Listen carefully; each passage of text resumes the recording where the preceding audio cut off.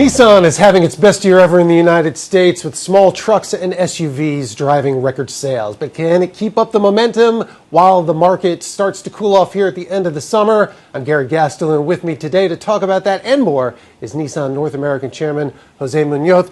The market did slow down a little bit in August from the highs we've seen earlier in this year, not for Nissan, for everybody.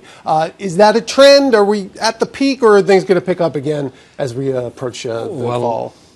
Nobody knows in reality, but we believe the market is reaching a level that is probably going to plateau a little bit, and then our forecast is that it's going to continue to slow down a little bit. That's what we've seen, and we believe the indicators that we see in the industry indicate that this is going to continue this way. But you're seeing growth in a lot of your hottest models. One of them, of course, is the Nissan Rogue. It's small, mid-size SUV. It's your best-selling car. Honda, Toyota, their best-selling cars are now SUVs. If you take away the pickup trucks, it's the same story for Ford and Fiat Chrysler. Have we gotten to that point now where this is the vehicle for the United States and sedans are going to start becoming a little more secondary? You're absolutely right. I think we've seen a very clear trend, which we believe it goes beyond many other, variables like the fuel prices, etc. So the American consumer is very confident on utilizing what we call the crossovers or compact SUVs. This is a segment that was already the star in 2015 and it started very strong 2016. When we analyze the evolution over the last few months, we see that in the calendar year to date is the number one in terms of absolute volume and also growth. But also as the year goes by, we see that the weight that it has in the industry continues to grow. So we're very happy with that because actually we've been the fastest growing car in the segment with the Nissan Rogue, with more than 44% last year.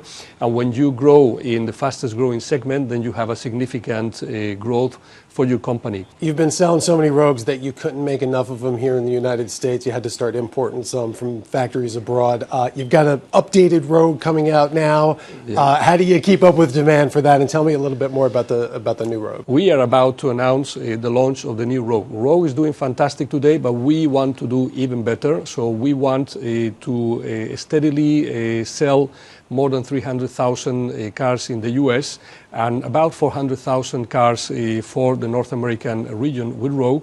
So we've put a lot of investment in the new version, which we are about to announce, which is going to have a new, very refreshed design in the exterior, in the interior.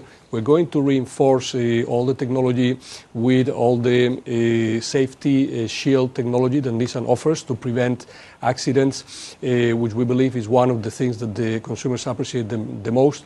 And on top of that, we are adding some very handy features like the automatic rear lift gate, etc., etc.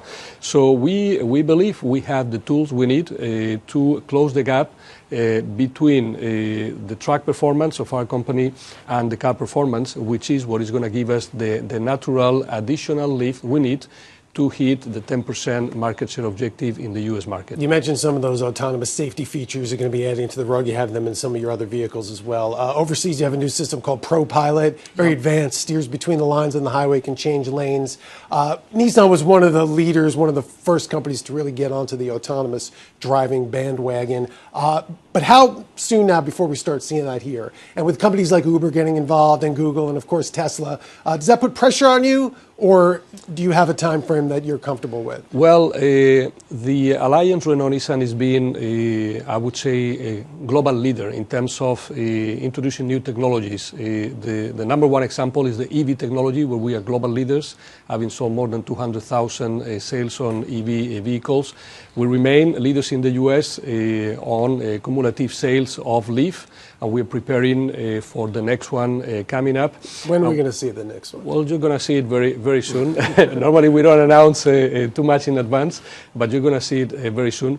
And then in terms of autonomous vehicles and connected vehicles, we are also ahead of the game. So we announced actually last month in Japan the ProPilot for the Serena, which is a very popular Nissan vehicle there. And we have already announced that from now through to 2020, the Alliance Renault Nissan is going to launch 10 products which are going to have the different levels of technology related to autonomous driving.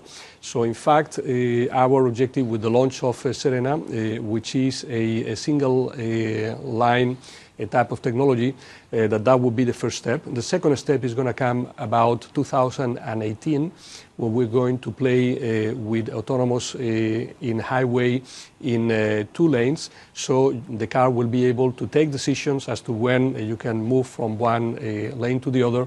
And then by 2020, we'll be in a position to launch a technology which we call the full autonomous, which is going to allow the vehicle to handle traffic lights, downtown traffic, etc., etc. By 2020, I mean, will I be able to say point A to point B, I want to go here, and it'll get me there, or am I going to have to take care of the first and last mile? I think you'll be able to do what you just mentioned.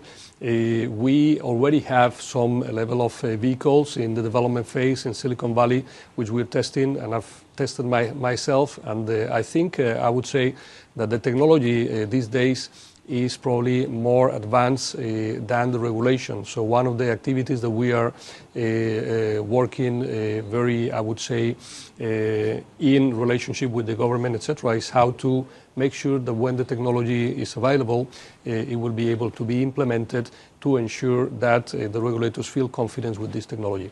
Jose Munoz, Chairman, Nissan North America, thanks so much for dropping by. If you want to read more about the latest Nissans and all the automotive news, head on over to autos.foxnews.com. I'm Gary Gastelou. Thanks for watching.